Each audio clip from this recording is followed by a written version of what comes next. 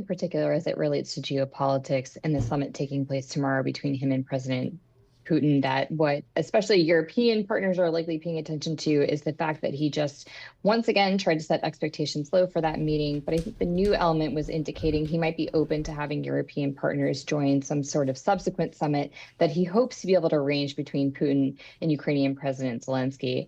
I think we would say the odds of that coming together are rather low given Putin's previous opposition to meeting with Zelensky. But nevertheless, that seems to be a goal that Trump is very much keen to get across the finish line in tomorrow's conversation with Putin. Jennifer, nobody has a crystal ball here, but we're thinking about possible and probable outcomes at this meeting. How are you thinking about these? What could end up happening post-meeting tomorrow?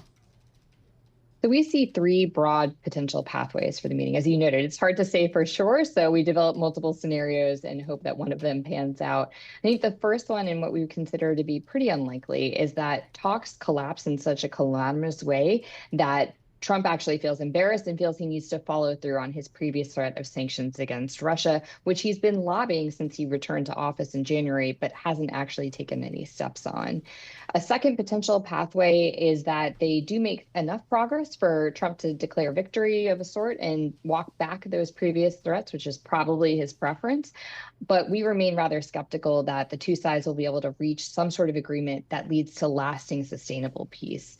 A key reason behind that is that Putin thinks time's on his side and that he's winning on the battlefield. And so his incentives to negotiate are pretty low, which means the third possibility that they agree to something that will actually put them on the path towards a full peace deal with Ukraine, we see is still relatively low at this point in time. Is there any chance if there is no kind of peace deal worked out in a first or even second meeting that what ultimately happens is the U.S. steps up its efforts and support of Ukraine?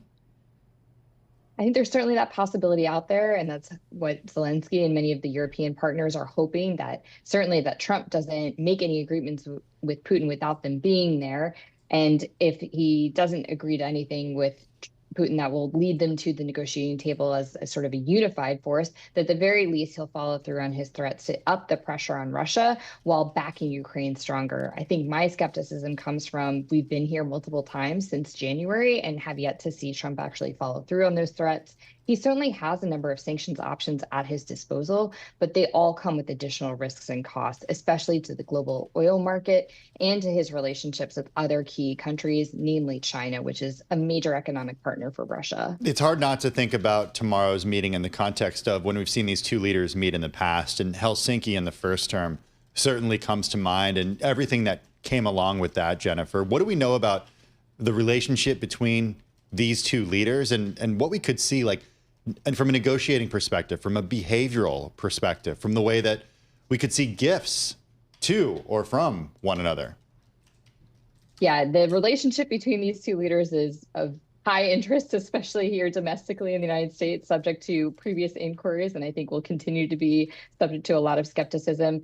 They also have extremely different negotiating styles. Putin is a former KGB intelligence officer. That really shines through in how he approaches diplomacy, focusing on control, psychological manipulation, playing the long game as part of these talks. We've seen him, for example, before play out international negotiations, pretending like he's interested in peace while continuing to make gains on the battlefield, most notably in Crimea in 2014 and 2015. With President Trump, he is a deal maker. He comes from New York real estate. He's interested in creating some sort of win for himself, especially something that he can sell publicly. At the same time, he's someone who has shown he's willing to walk away from the table if he doesn't get what he wants.